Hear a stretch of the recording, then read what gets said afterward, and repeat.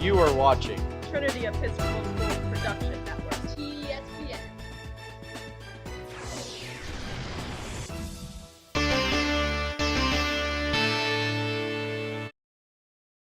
Welcome to this week's TESPN podcast, and this week we were talking to a couple of our cross-country athletes.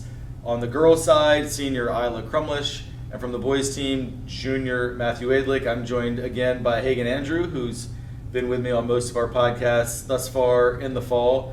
The first thing I want to ask you all about is this past weekend you competed in the RBA relays, which is, my understanding, a little bit different than a lot of other cross-country meets.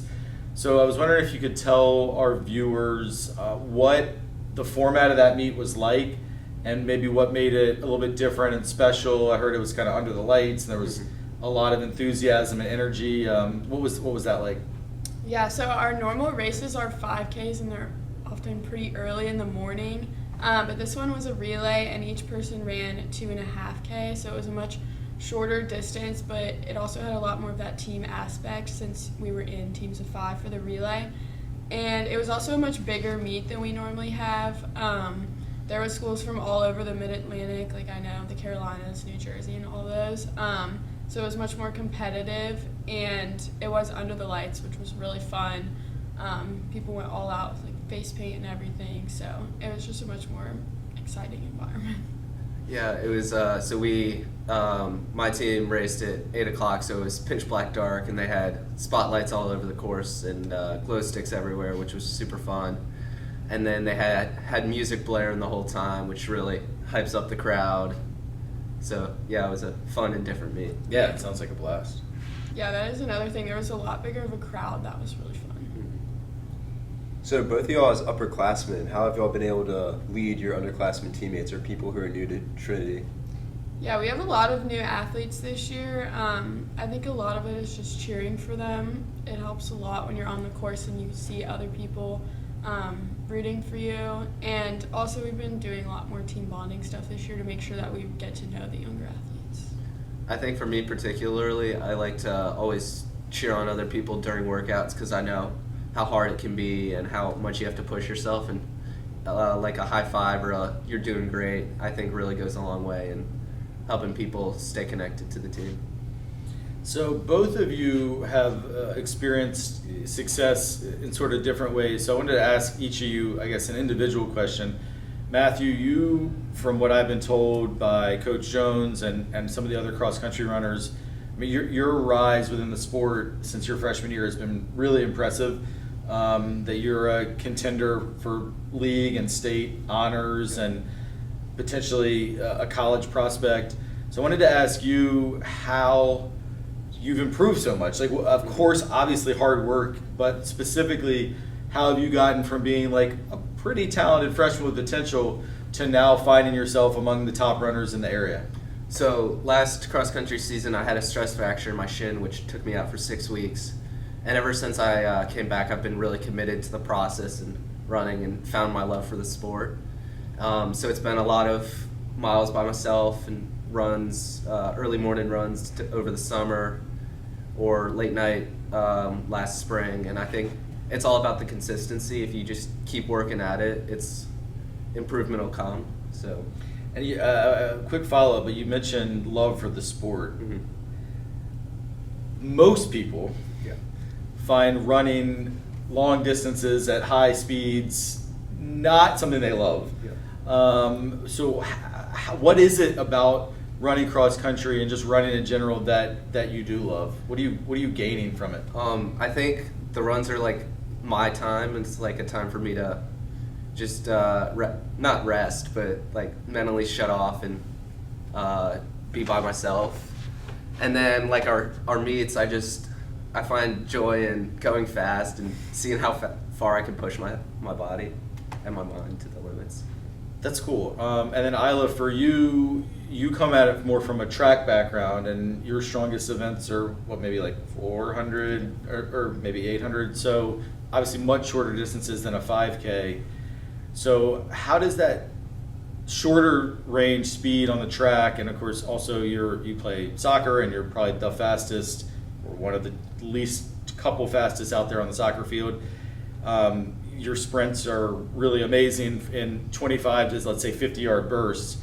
But this is a completely different skill set, and it's really hard sometimes, I've noticed, to translate that track speed into the longer distances of cross country, and yet you're still having good success, still a huge team leader. Can you just explain, I guess, the difference and how you can use your strength in shorter range speed to still help you be a strong cross country runner? Yeah, I mean, it definitely is different. Like, the form and everything is different, but the sprints definitely help with the start because a lot of times there's 200 plus runners on the line, so getting out is really important so you don't get stuck behind a pack. And then also at the end, we normally like to kick for like the last half mile and especially that last 400 meters. So my sprint speed definitely comes in handy then because it's nice to pick up. So you're passing people. Yeah, the last half mile is like, I like to pass people then. That's a good feeling. Yeah. And then another question I wanted to ask, both of you have a really full plate here at Trinity. You're both full IB, both on honor committee, I think involved in numerous clubs. I mean, I was actually worried we would never be able to find a time to interview you two because you probably have a club meeting almost every day. You're both really, really strong students. Just how do you balance, though, all of the commitments that you have academically, extracurricular, with also the time you have to put in with cross country and your other sports as well? I think it comes down to using whatever time you do have wisely. So like working in your study halls, but then also recognizing that you do need your like movement to, I think the cross country, like getting outside, like thinking about like stuff and just shutting off at cross country can lead to like coming home and being more focused when like I do my homework or have to do other stuff. Yeah, I definitely agree with that. I think having that time after school to relax and not be focused on school allows me to be more focused when I get home. And yeah, a lot of it is just time management. Like I know when I'm at school I need to be working, go to my clubs and do all those things, and then practice is practice time. Like I'm not thinking about anything else, and then when I get home I can get back to school if I need to. And just a quick follow-up to this too, and you all might not have the answer for this. I've asked cross-country runners this before, and I don't know if I've ever fully gotten the explanation that I'm looking for, but it seems like there's a high correlation between really strong students and cross-country runners. Like it's usually like a team that's probably gonna have like a lot of high-achieving, high GPA students. Do you have any theory of why smart people would decide to put themselves through what you all put yourself through? That's a good question. I think a lot of people, like I know for me, my biggest goal with cross country is just to stay in shape for my other sports, and I think that's something that a lot of other runners do, so maybe smart people just like to think ahead. And then I know like Spencer and I and Courtney are all high achieving students, and then both all run year round, so I think maybe it's like being able to like be with your own thoughts, because I'm out there for 45 to an hour at a time, and sometimes I know other people like can't do that just by themselves, so there might be something there. That's an interesting theory, just the ability to focus for a long period of time, like you need to on a test or a big assignment. A lot of people, especially these days with all the distractions we have, struggle to focus on any one thing for that length of time. That's a good theory. Yeah. I knew you were smart. Hey, can you have any? Yeah, so big part of a 5K, a lot of people don't know about is the last 200 meters. Mm-hmm. You know, you run the 3 miles. Yeah. You're pretty tired. The finish line is in view. You start to see people lining up down the finish line. How do you motivate yourself? You know, it's pretty easy. You could just sit back, pull up, not really push yourself. But how do you motivate yourself? Eila, you kind of talked about it's your favorite time to pass people, but how do you motivate yourself? Yeah, I think all the cross country scoring is based on placement, so I just kind of look at the people in front of me and I'm like, if I just pass 2 more people, I could be contributing so much more, because even that much can make a big difference in your score. So I think you just have to get in that competitive mindset and really think it's 200 meters. I've already ran 3 miles, I can make 200 meters more. Yeah, I like to really feed off the crowd, because coming down the home stretch is when people are yelling and screaming for you, and I think that really helps me find an extra gear. And then also, like Eila said, doing it for the team really helps. I wanted to ask you all about college.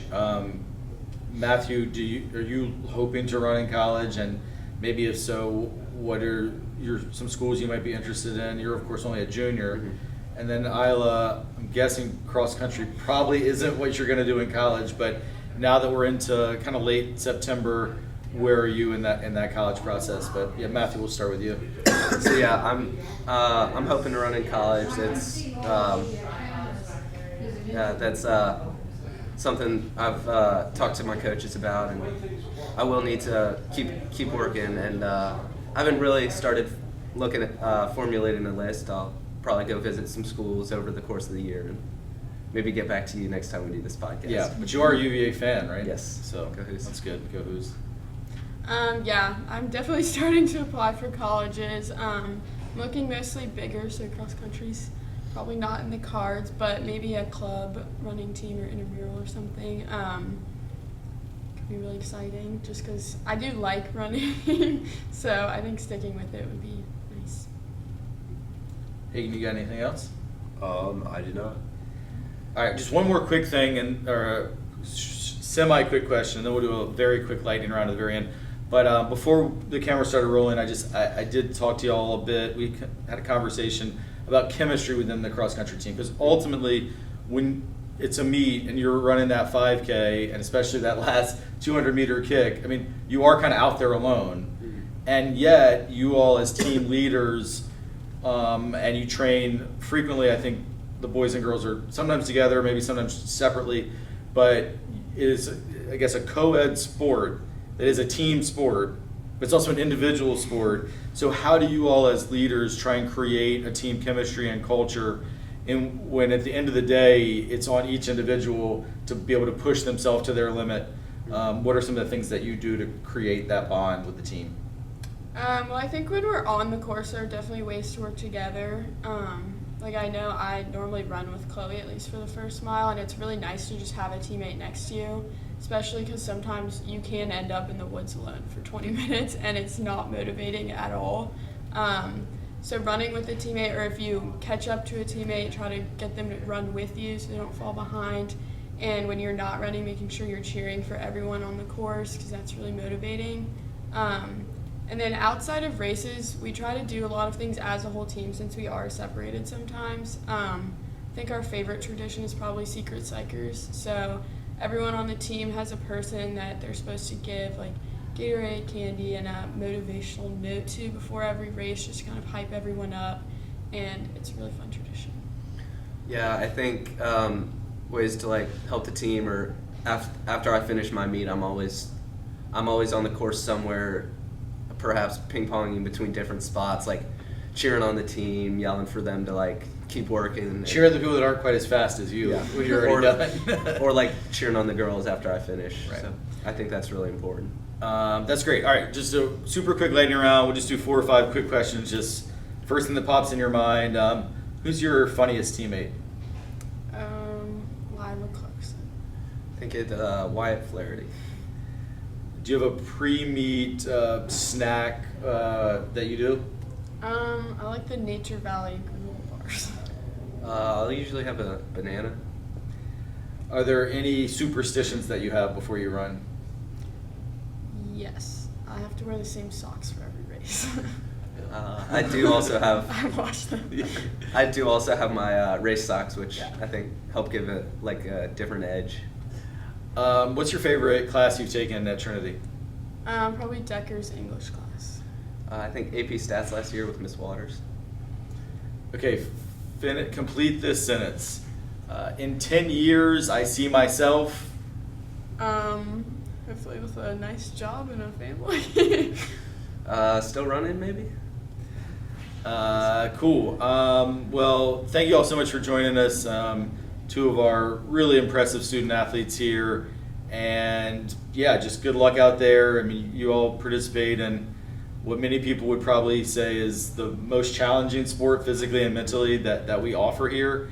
and you all are making us proud as Titans out there on the course, as well as in the classroom and in all the myriad of extracurriculars that each of you are involved in.